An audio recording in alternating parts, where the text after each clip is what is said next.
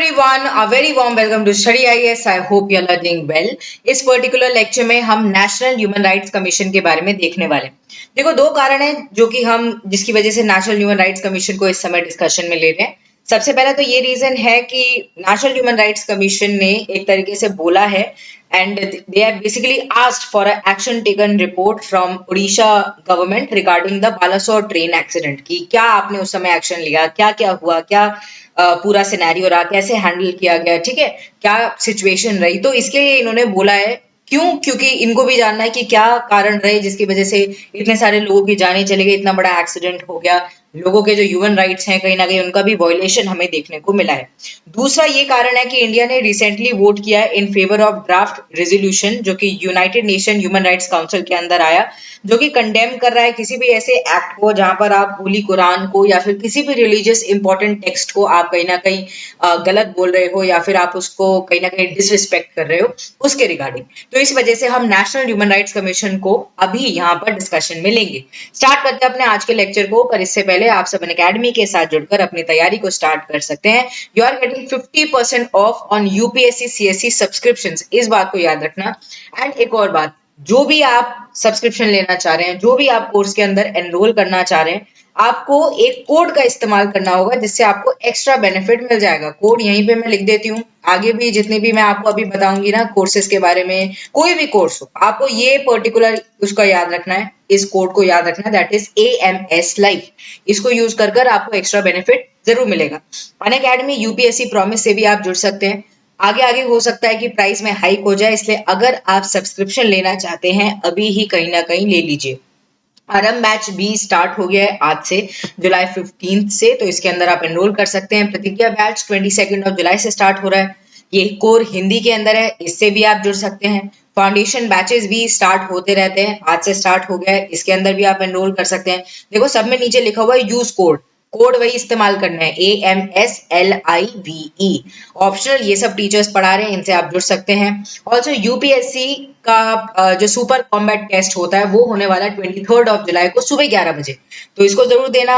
अच्छे कोशिश करना कि अच्छे मार्क्स आए, अच्छी आपकी रैंक आए, स्कॉलरशिप मिल सकती है, एक्साइटिंग गैजेट्स भी आपको मिल सकते हैं, मैकबुक, आईपैड, अपने नई मैकबुक से देखना सारे लेक्चर्स अनअकैडमी के, है ना। तो कोशिश तो करो, जरूर देना इस पर्टिकुलर टेस्ट को।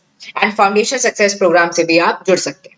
तो देखिए हुआ क्या है, नेशनल ह्यूमन राइट्स कमीशन ने बेसिकली कॉल किया है for an action taken report from Odisha government regarding the Balasore train accident की क्या हुआ, कैसे हुआ, सब हमको जानना है।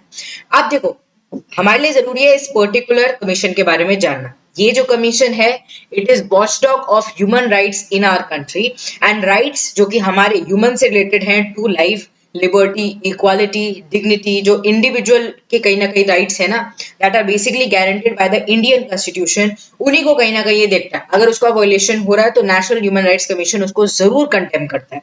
It was established in 12th of अक्टूबर, ठीक है, ऑन 12th of अक्टूबर 1993 इसको एस्टैब्लिश किया गया था अंडर अ पर्टिकुलर एक्ट जो कि है protection of human rights act 1993। इस एक्ट को 2006 के अंदर भी अमेंड किया गया एंड 2019 के अंदर भी इसको अमेंड किया गया। It was established in conformity with the Paris principles जो कि अडॉप्ट करे गए थे for promotion and protection of the human rights Paris के अंदर, एंड जनरल असेंबली के अंदर कहीं ना कहीं आए थे, ठीक है, यूनाइटेड नेशंस के।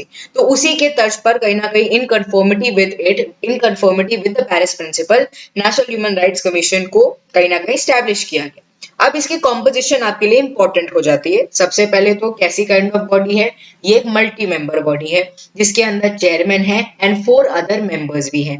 अ पर्सन जो कि कहीं ना कहीं चीफ जस्टिस ऑफ इंडिया रह चुके हों या फिर जज रह चुके हों सुप्रीम कोर्ट के, वो चेयरमैन बन सकते हैं नेशनल ह्यूमन राइट्स कमीशन के।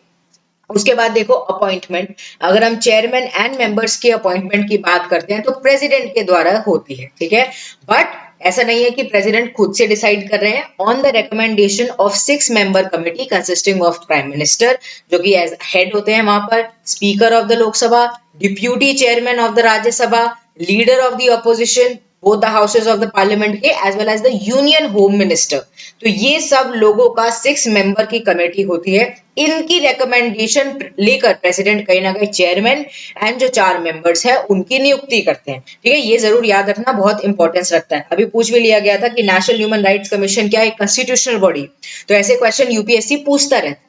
अब देखो, tenure, chairman and member hold करते हैं ऑफिस को for a term of 3 years, 3 साल के लिए, और until they attain the age of 70 years, या तो 3 साल या फिर ये वो 70 साल की उम्र कहीं ना कहीं अचीव कर ले, विचएवर इज अर्लियर, उस बेसिस पर कहीं ना कहीं इनका ऑफिस का टर्म होता है। प्रेसिडेंट इनको रिमूव कर सकते हैं। President can basically remove the chairman और any member from the office under some circumstances. ठीक है, कुछ सर्कमस्टांसेस ऐसे अराइज हो गए कि हाँ किसी इंसान को हटाना ही पड़ेगा, तो उनको हटा दिया जाएगा। जैसे कि एग्जांपल के रूप में आप समझ सकते हैं, कोई अनसाउंड माइंड का है, तो ऑब्वियसली वो कैसे लोगों की और बात समझ पाएगा। आप नेशनल ह्यूमन राइट्स कमीशन के मेंबर हो, बट आप लोगों की ही कहीं ना कहीं राइट्स को नहीं समझ पा रहे, या नॉर्मल कहीं ना कहीं अपनी वर्किंग नहीं कर पा रहे क्योंकि आप अनसाउंड माइंड के हो, तो प्रेसिडेंट उनको हटा सकते हैं। तो ऐसी काइंड ऑफ सर्कमस्टांसेस हो सकती है। अब रोल एंड फंक्शंस की अगर हम बात करते हैं, तो it has all the powers of a civil court, तो सिविल कोर्ट वाली सारी पावर्स होते हैं इनके पास। एंड जो प्रोसीडिंग होती है वो जुडिशियल कैरेक्टर की होती है। It is empowered to utilise the service of any officer या फिर इन्वेस्टिगेशन एजेंसी सेंट्रल गवर्नमेंट की या फिर स्टेट गवर्नमेंट की, अगर इन्हें कोई भी इन्वेस्टिगेशन करवानी है विद रिस्पेक्ट टू कंप्लेंट्स जो कि ह्यूमन राइट्स वायलेशन के रिगार्डिंग आए हों। ऐसे बहुत सारे केसेस आ जाते हैं जहां पर इनको लगता है कि नहीं, हमें इसके अंदर और जाना चाहिए इस पर्टिकुलर केस के, एंड वहां पर इन्वेस्टिगेशन की रिक्वायरमेंट होती है, that too very formal one. इसीलिए सेंट्रल गवर्नमेंट की या फिर स्टेट गवर्नमेंट की इन्वेस्टिगेशन एजेंसी के साथ ये कोलैबोरेट कर सकते हैं and they can utilise the services of any particular officer. It can look into a matter within 1 year of its occurrence. Commission basically क्या करती है, इसका क्या मतलब है? इसका मतलब ये है कि जब वो इंस्टेंस हुआ है, जब वो पर्टिकुलर इंसिडेंट हुआ है, उसके 1 साल तक, ठीक है, कहीं ना कहीं उसको देख सकती है, उस मैटर को कंसीडर कर सकती है। The commission is not empowered to inquire into any matter after the inquiry of 1 year. जितना डेट जो जब वो हुआ है उसके 1 साल के बाद कहीं ना कहीं वो उसको इंक्वायर नहीं कर सकते। बट देखो, इसमें भी ये है कि हाँ, बहुत अलग कोई कंडीशन हो गई तो अलग बात है, बट वैसे तो यही है कि हाँ 1 साल तक का ही है, उसके बाद कहीं ना कहीं एंटरटेन नहीं करेगी ये पर्टिकुलर कमीशन। ठीक है, अब functions of the commission are mainly recommendatory. तो ऐसा नहीं है कि इन्होंने जो बोल दिया वो पत्थर की लकीर हो गई, रेकमेंडेटरी होता है। And they have no power to punish the violator of the human rights, nor ये अवॉर्ड कर सकते हैं any kind of relief including monetary relief to the particular victim. But इनका रोल रेकमेंडेटरी है एंड काफी importance रखता है। Limited role है बट इंपॉर्टेंस रखता है। Power and jurisdiction with respect to the violation of the human rights by the members of the armed force, ठीक है, उसके रिगार्डिंग इनके पास काफी लिमिटेड रोल है।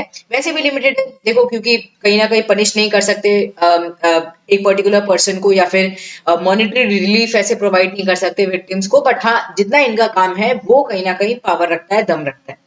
It is not empowered to act when human rights violation through private parties take place. Okay, तो ये कुछ इनके roles and functions हैं। आई होप आपको ये पर्टिकुलर वीडियो इंफॉर्मेटिव लगा होगा regarding national human rights commission. अगर आपको ये वीडियो एक तरीके से इंफॉर्मेटिव लगी, do not forget to hit the like button. ऐसे ही आप और सब लेक्चर्स भी, छोटे छोटे वीडियोस भी देखिए। करंट अफेयर्स एक ऐसा टॉपिक है जो कि बाद में बहुत बर्डनसम लगता है कि अरे ये भी पढ़ना है, ये भी पढ़ना है, ये कमीशंस भी पढ़नी है, ये भी पढ़ना है।